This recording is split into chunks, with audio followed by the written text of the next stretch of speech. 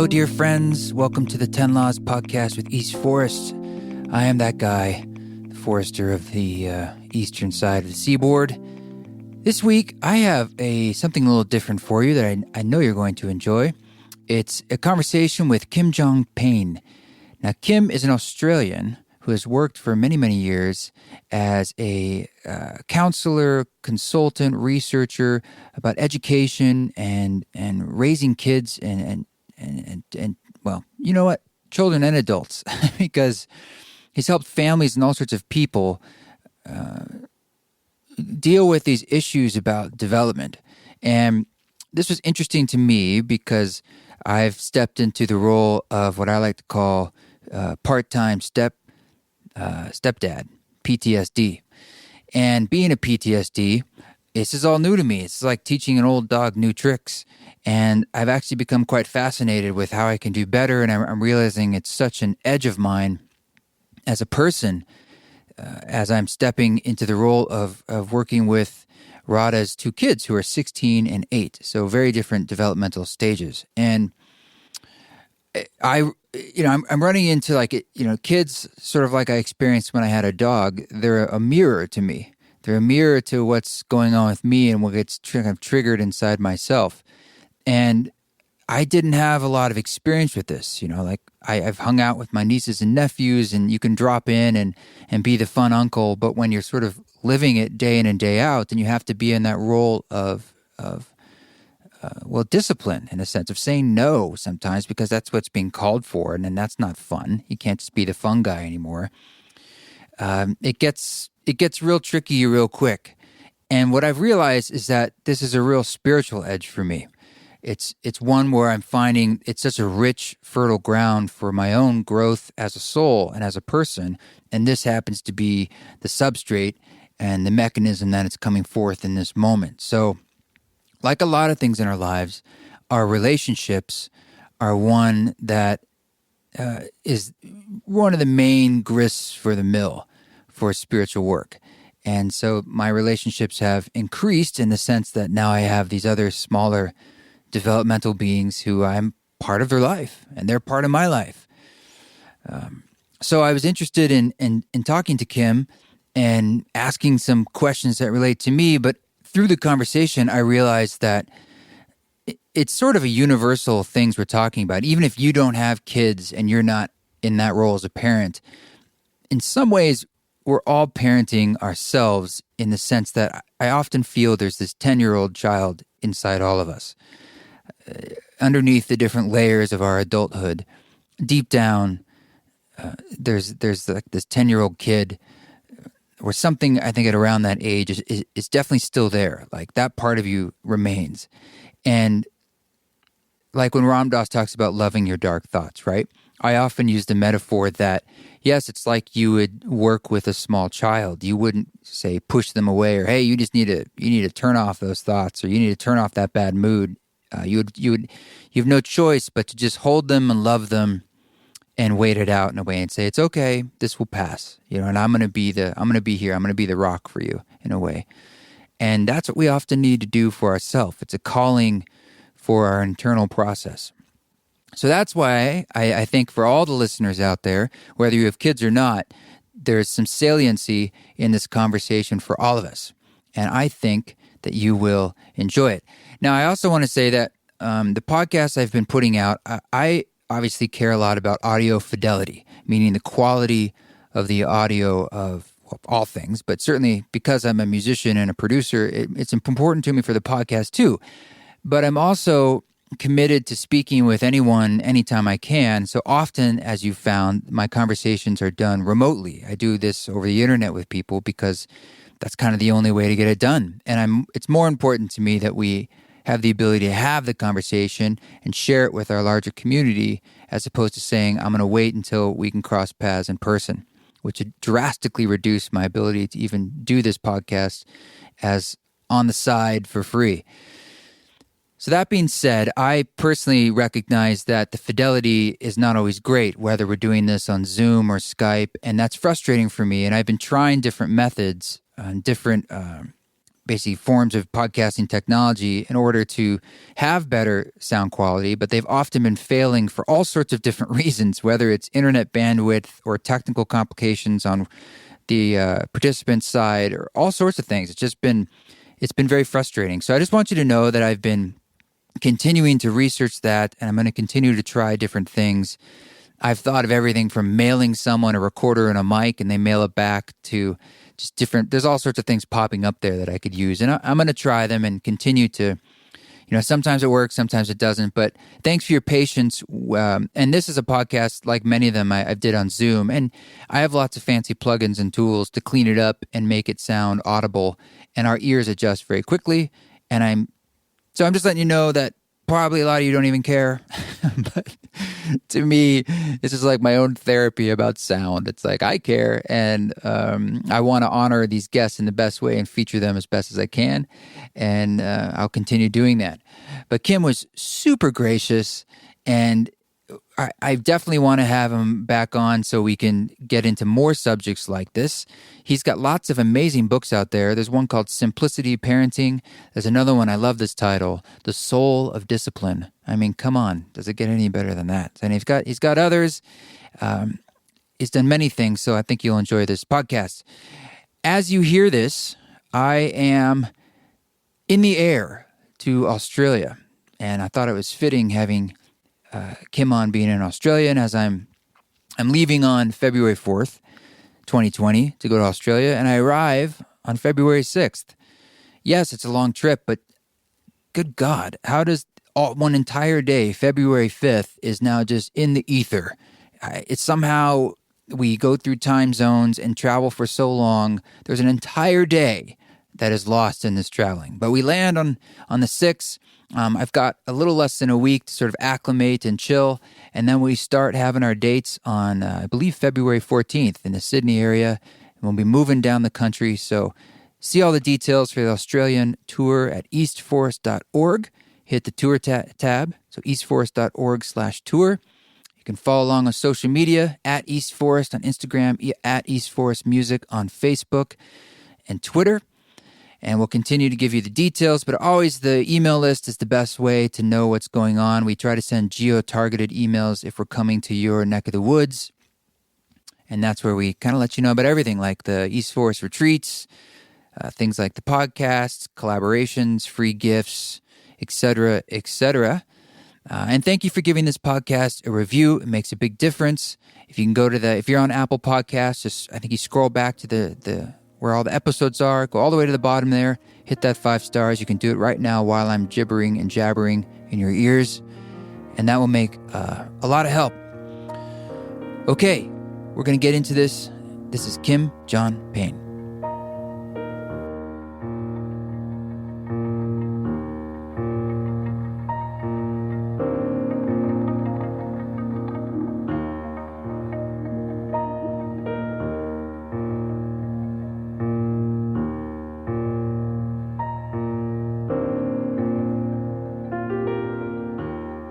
Hi, Kim. Thanks so much for joining us again. I was wanting to ask you about step parenting because I know you have a book called Simplicity Parenting, and it relates to my situation. So I was hoping you could speak to that and give us some more information. Yeah, with all the many ways and the new forms of family that we have today. Well, actually, we're tempted to think they're new, but for thousands of years, family has meant so many different kinds of things, with results of wars and famines and all kinds of disruption to family life. So our new forms of family, blended families, step families, and so on, we've gotten pretty good at that over a long time. I think it's more now. We're putting a little more thought into it, and it's a good thing too. One of the things that I've had the feedback from both my own work with parents, but also from all of our coaches and group leaders in the Simplicity Parenting movement. We have over 1,000 coaches all around the world. It's a very sort of grassroots movement.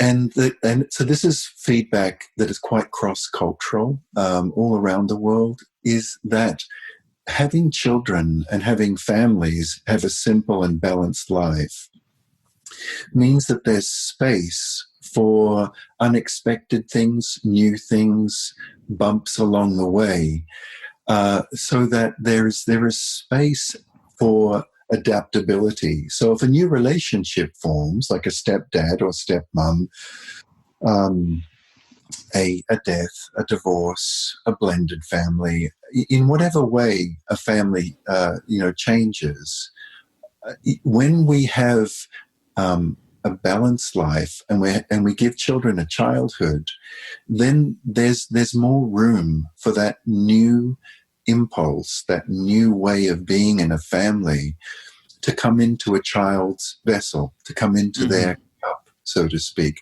because their cup is not full to overflowing. There's room. There's room in the family cup. There's room in the child's individual vessel. And in that way, it's beautiful when there is that kind of space. However, if a family are living life to the max, which is the new normal actually, and many families are doing just that. My advice to parents when they're about to shift the family constellation in some way is to really pay attention to dialing it all back, to creating some space in the family, even if the shift is already happening or happened. If there's difficulties with it, it is really heartening, very heartwarming actually, to see how much things can improve if we dial it back, bring children back to just being more playful, more relaxed, their nervous systems returning back to a relaxed state from being hypervigilant. Because if a child, because of the new normal of the too much, too soon, too sexy, too young, if they're living life in this supersized way, what happens is that many kids are living life with a rather inflamed nervous system. They're hypervigilant, nervous, jumpy. And if there's something new that comes into the family, as new as a stepdad, then that it's very hard for the amygdala, the primal brain, the fight or flight, freeze or flock, I would add, brain, to actually not take that new presence as a threat. Even though the stepmom or stepdad, the new relationship, is a lovely, kind, considerate person, anything new, it's one of the hallmarks of the highly stressed child, which is so normal these days, is that novelty is rejected. Newness is seen as threat. And so my advice to any family that's going through shifts and changes is, and there's newness about to happen, and it's not just with step parents. Of course, it could be a move, a moving town, Right. a job shift, in whatever it is. It's terribly important to bring a child back to the point where that newness is not going to be seen as a threat. And the lovely thing about that is that actually you don't have to do anything at all. In fact, you have my only suggestion is do less. It's and I know that sounds easy, do less, but it's easier than a whole bunch of other stuff. Sure. One thing I witness with the 8-year-old in our family is that sometimes by encouraging less, there's this immediate state of boredom. And it's sort of like always asking, like, what do I do? What do I do? And under the undercurrent of that, I can see is sort of like wanting to get on a screen. And us having lots of limits around screen time. But nonetheless, it's like this overarching theme of desire. And I really wanted to ask you about that specifically and how we can create this space that you're talking about and in how we navigate a modern life where screens are everywhere, whether it's a TV in a restaurant that just completely transfixes him, or wanting the iPad time to like a truly like a drug. And of course, we see it in adults too, but in children, it seems to be a unique situation. Yeah, there's actually two layers there. I'm so glad you asked about that, Krishna, because I'm a really big fan of boredom. Mm-hmm. I really enjoy children. I mean, if my children come to me, I have two children, and they say, "Daddy, we're bored. There's nothing to do." My response has always been, "Oh dear, that's it. That's it." Or something to do is just around the corner. When they were younger, that would be the response. But forgive me if I take us on a slight, well, it's not really a detour, but of course, the I was driving in the car up in actually your way, up in the Rocky Mountain region, and I heard this report on the news that said over 32% of all employment for millennials will be self-employed, unbenefited, project-based, or part-time. And this was back in 2015. So I took the data from 2005 to 2015 when I got home and got to the computer, and because all this information's available, to then 2025. And by 2025, which is not so far away, we'll break the barrier. It's about 55% of all employment will be self-employed. Now, the reason I mention this in terms of boredom is that anyone who's listening, who's been self-employed, if we consider the qualities it takes to be self-employed, I mean, masochism aside, right? Yeah, I understand it myself. So I am self-employed. Right, but do you see, if I was to ask you, if I may, what do you feel it takes to be self-employed? What are the qualities? What would you say they were? It takes a form of discipline, and it takes a form of will, and it takes another dose of trust, because things go on ebbs and flows, and you have to start to then trust in things you can't control, and also how processes work.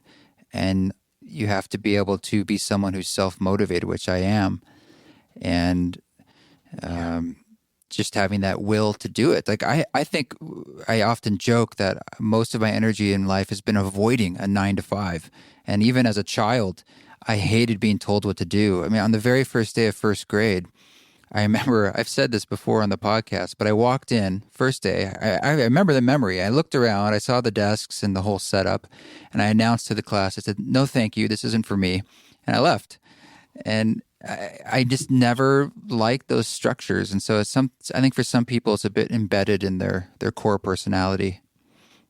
Yeah, and I so appreciate that, because the if you take that kind of will that you mentioned, that kind of self-discipline, obviously creativity, and for me, a really big part of self-employment is grit.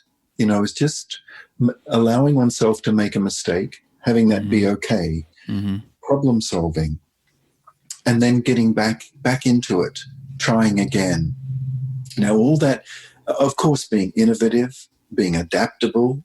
A lot of self-employment is adaptable. Now, if we consider that 50+% and rising of our children that are going out into the world are going to need those kind of qualities: innovativeness, adaptability, will, grit, individuality, then where do they learn that? And one of the primary places they learn that is through dealing with boredom. Because out of boredom comes creativity. Like if your kids come to you and say they're bored, then 20 minutes later, and by the way, for those 20 minutes, separate them because they go at each other. But but intense creativity breaks out. if they're younger ones, the cardboard box gets made into a rocket. If they're older ones, then maybe they're inventing a new board game, or they're out in the yard. For an 8 or 9-year-old boy, they're in the yard, and maybe they've got this wild idea of a tree fort that is at least 40 foot off the ground, and all kinds of stuff that they're dreaming up, or maybe they're just laying in the branch of the tree, just dreaming. Just feeling the tree on their abdomen, just laying like a sloth on the tree, or looking up at the clouds. That's, for me, a lot of the qualities that are required, that are going to be required in the future, come out of letting children be bored, then resisting putting the iPad in front of them, which is almost the opposite to creativity. Steve Jobs didn't have screens in his home. You know that? He just did not. Just packaged it up in minimalistic packaging and sold it to us poor schmucks. But when he was asked why for so long he had a very minimal screen scene in his home for children, his answer, as it was relayed, was, why would I want them to watch someone else's creativity? You see, we forget that screens, it's not our children's creativity. For the most part, it's someone else's creativity. And yet our children are going into the world where they're going to need to be self-motivated, as you mentioned, Krishna, and they're going to have to be self-generating. So having them have real play, real problems to solve that play brings, needs space and time. And that's largely my concern about screens, because I'm not anti-screen. You and I are communicating via a screen right now, and your community are listening in via screens. They serve a purpose, and a great purpose, as a tool. I'm not anti-screen at all. My concern about screens is more the time they take, and it's more about connection. And if I may just sort of clarify that, it's way back in 2011, the Kaiser Family Foundation study released the data that the average American 12-year-old is exposed to about 7.5 hours of screens a day. That's now, in 2016, with a follow-up study, risen to about 9.25 hours. Wow. So I know, so the New York Times wrote an article saying, if your child's awake, they're on a screen. Now, if our kids aren't on the screen for 4, 5, 6, 7 hours a day, then hooray, good for us, because we've made a decision, because we're way below the national average. But it's still, I think of in essence, what are we're giving our children a lot of issues to solve, unfortunately. There's a lot they're going to have to be ingenious with. They're going to have to collaborate. They're going to have to be creative to solve a lot of the problems that these last generations of adults have created, and not least of all the planet and the crisis we face. And not just the crisis we face without, but the crisis we face within. And for me, there are like 4 concentric circles, like that penny in a pond, when you drop a penny in a pond and you see these circles. But I'll start from the outside, actually, and work in very briefly. As many of us know, that it's hugely important that a child has connection to nature and the natural world. Right. And the next circle in is I also find it's so important that a child has connection to friends and to playing with friends, or playing alone, but not friending friends, real friends. And then the next circle in, like a sort of Russian doll nesting, going in and in, the next circle in is connection to family, extended family, dear family friends, but that core, that family, which is like a safe harbor out of which our children will launch into the world. And then at the core of it all is a connection to self, to an emerging sense of, for a child, as they grow into their tweens and into their teens and into the young adulthood, of an ethical, moral, I know who I am, I have my own unique individual values. Now, all those connections take time. Every single one of them take time. And yet, if a child is on a screen for 1, 2, 3, 4 hours a day, that's time when they're not making those connections. They're being anesthetized and they're moving around those connections. One quick example. I have an 18 and a 20-year-old daughter. Now, last year, it was actually it was just a little bit of an accident by accident that one daughter was going on an exchange to Germany, and one daughter was going off and starting her big adventures and travels around the world, and really, many different countries around the world. That was the 20-year-old, and they just happened to be flying out of our local airport at the same time. Now, my younger daughter was quite inexperienced at airports. So my older daughter, who'd traveled a little bit, said, "You come with me." And so we're down there, myself and Catherine, my wife, are watching these two beautiful girls go through security. And my older daughter sort of, like that classic first child thing, showing her how to do it and taking off her shoes. And my younger daughter looked back and smiled because she didn't want to wear shoes in the first place. But anyway, through they went. And they got through, and they both got their backpacks on their back. Now my older daughter is taking the younger one down to the gate to explain all that to her. Mm-hmm. And I see them turn the corner, and I catch a glimpse, Krishna, of them holding hands. And it was all, in that moment, it was all worth it. It was all worth it. It was worth not having screens. If a child is introduced to screens at around about the age of 6, the average American child, halving the data that the Kaiser Family Foundation give, will watch over 15,000 hours of screens before the age of 18. That's half the national average, 15,000 hours. Now, do I want my kids to have 15,000 hours of connectedness to each other, to us, to nature, to themselves? Or do I want 15,000 hours connected to a screen? Sure.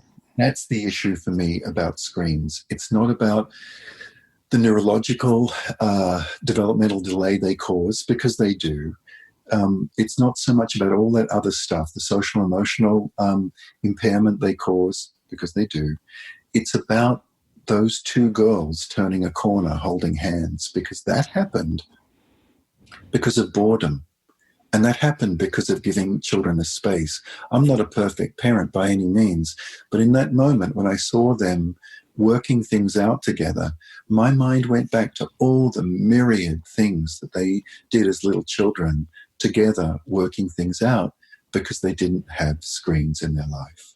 So that's a long answer, but it was a really good question. So it was your... Yes, I appreciate that answer. And it is a very big subject, I know. And let me just kind of continue down this path, but take a little turn. I've heard a lot of people say parenting is all negotiation. And I've witnessed that sometimes a lot of parenting is done through rewards. And let's bring back the screen or the iPad again. It's sort of like this: if there is an addiction, the child has a desire to constantly return to it. So there's often like this even if there's boundaries around it, there's a request, like that's what I want to do. And so you're in this position of sort of drawing those boundaries. What comes up for you when I say parenting is about negotiation, and how do you use or not use rewards as part of parenting? Yeah, in another book I wrote about discipline called The Soul of Discipline, I actually thought a lot about that. So it's a great question, but I'll try and keep my answer a little briefer this time. That I think the choices that children get, and our the way we are with our kids, the gesture we have with our kids has to change over the years. So I feel we go through a phase that I call, when children are little, I think of it as the governor, where we're the benevolent, kind, but firm dictator of our family state. And it's a little state. I mean, it's Rhode Island or something, but it's the family state where we're really in charge, where the children, because they're so little, they need to feel safe, they need to feel secure, they need to feel trust. And if we give them too many choices and allow them to negotiate with us, the subtext of that message is no one is in charge. Mm-hmm. And for a little child to feel no one is in charge, a couple of things happen. And it happens over time, and no one means it. But the first thing is that they feel unsafe and stressed. Mm-hmm. The second thing is, if there's a leadership vacuum in a family, the children feel that no one's in charge, no one's leading, then they will step into it, slightly out of desperation. And then you have a child that is really going to struggle, really struggle in family life. And that's a very, very difficult situation in families. And I work with countless numbers of families.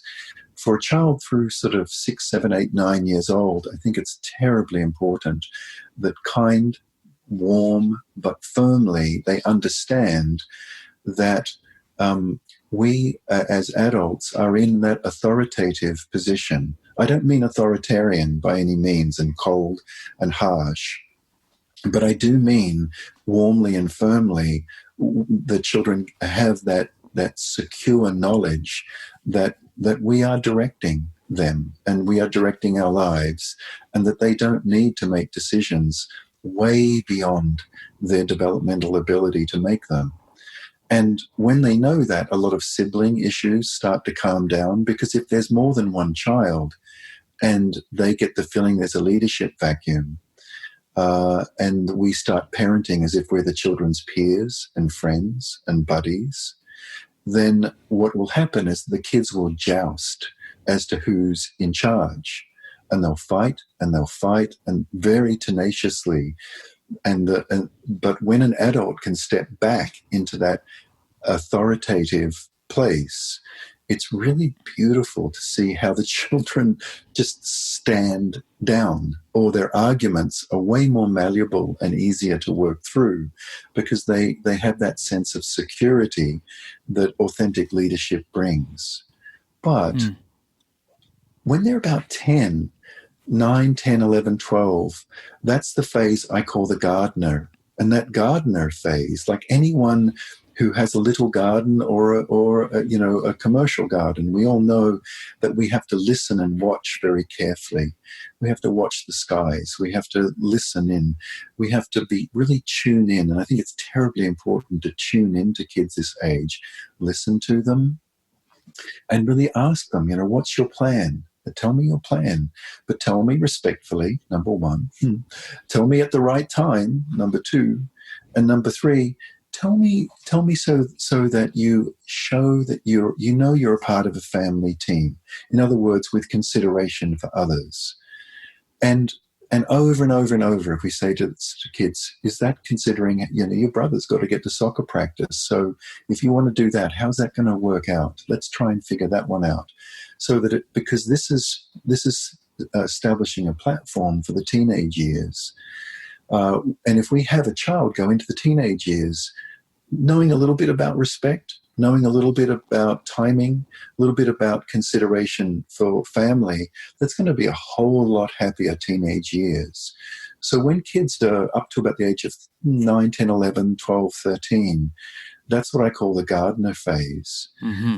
And then finally, there's the guide phase, about 14, 15, around about then through to 18, 19, 20.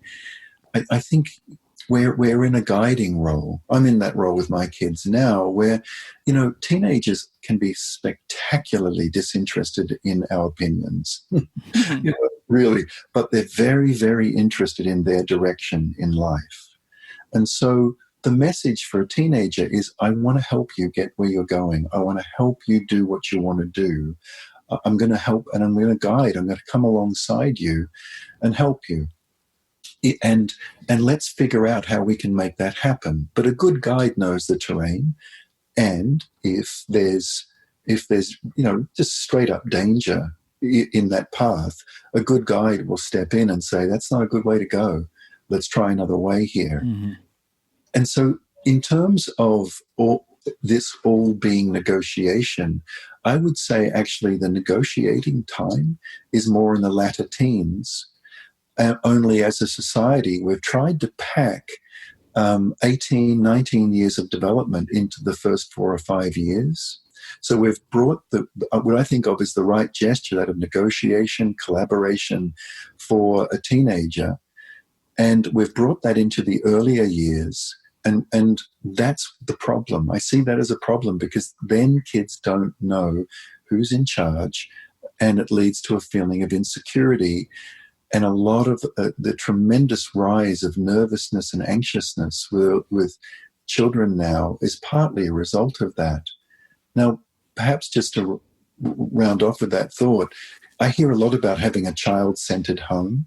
And I get it. I get that we want to really, really be kind and loving to our kids. But having a child-centered home is just way too much responsibility to give a child. To be honest with you, Krishna, I don't believe in child-centered homes. I believe in value-centered homes. And when there are clarified values within a family, that's a beautiful well we can all come to and be refreshed from. But child-centered, that basically sets children up to be petty tyrants.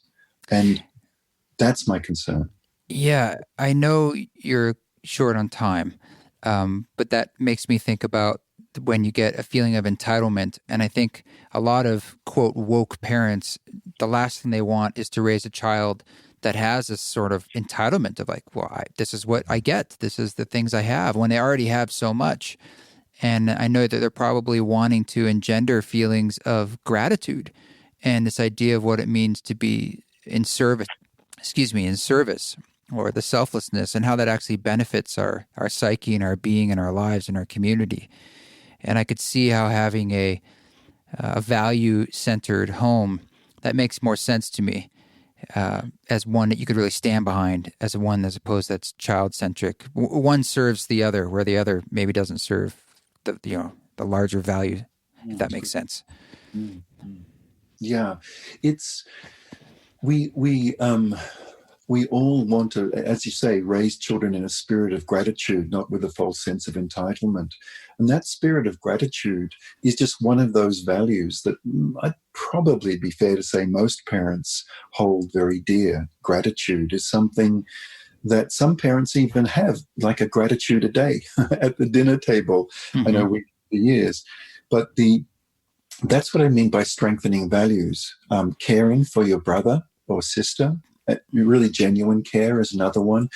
In our family, we really welcomed a big part of our values were welcoming differing perspectives and not seeing them as opposing opinions.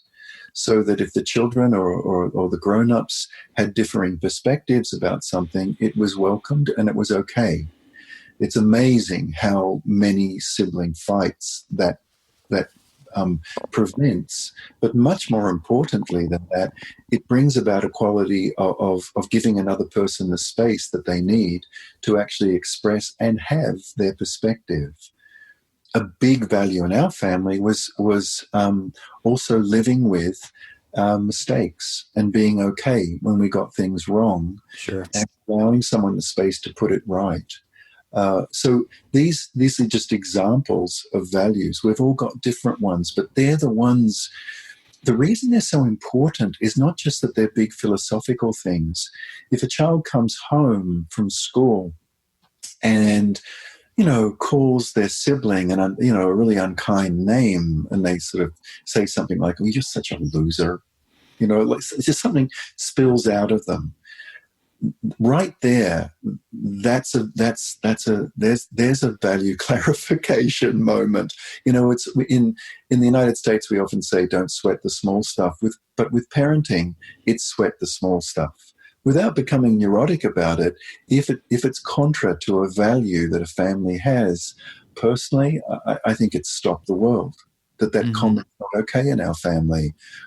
And to say to a child, you know what, you hardly ever speak like that. Yesterday you just helped me bring all those groceries in and I didn't even ask you. You're a kind boy and I know it, but something must be up because that was harsh. And in our family, it's not okay. So we're going to figure out what's going on. That kind of gesture.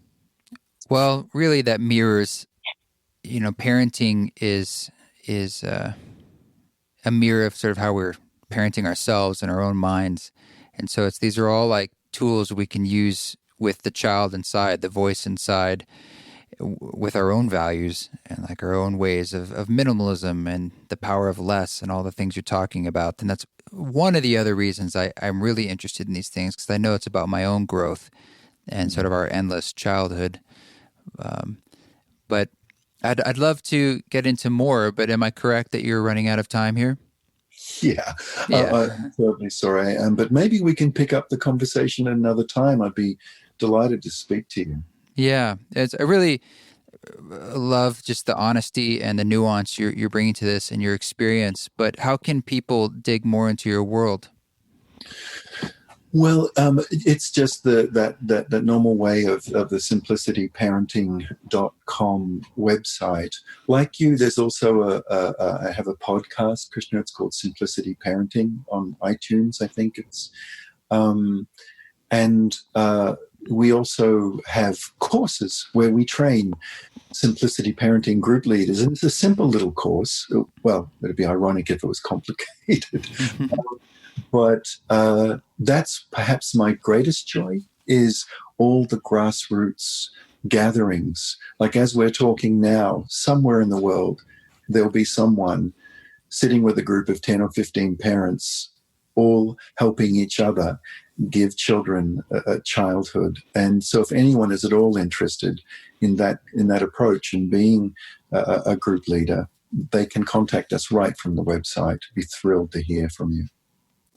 Well, thank you so much for giving us your time, and I really enjoyed getting this chance to connect. Oh, pleasure's mine. Many blessings on your work, Krishna, and everyone who's listening in. Thank you. Well, I will we'll update you with links and so forth, but I'll let you go because I know you gotta run. Okay, bye-bye for now then. Thank you so much. Well, again, thank you, Kim, for gracing us with your unbelievable grace. Is that man not so graceful? I can't wait to talk to him again just because I feel calmer when I'm talking to him and listening to his voice. I love that. Check out his books, check out his work. This song that you are hearing in the background is called Slowly But Forward. It's featuring Thatcher Schmid on the viola violin. This is something I did many, many years ago. Thatcher's someone who would come over when I lived in Portland, and we'd just sort of do some improvisations. Some of them became songs. This one is off the album Music Meditations, which is an ancient album of mine. Thatcher came over a couple years back on another occasion to record, and that song became I Am Loving Awareness. And that was just an improvisation he and I did with me on piano, him in the other room on viola and violin, playing 2 tracks of him. And that was a really special sort of ambient song that I continued to work on and then became I Am Loving Awareness with Krishna Das. So, Thatcher's a great guy. You can check out his work. He lives in Portland, Oregon. For all you producers out there, he's an extremely unique player if you want to hire him. So, hope to see you on this tour. I will continue front-loading and releasing podcasts weekly as this tour is going on because I'm that kind of guy. And just really looking forward to, as the spring emerges, we'll be in the summer down there, but as I return to the U.S., springtime will be coming forth. We'll be playing at the Treefort Music Fest. Very excited about those dates in late March. And then there's going to be more announced around the U.S. and lots of other stuff. So you guys keep walking your walk. Don't take any shit. But if you do it with grace.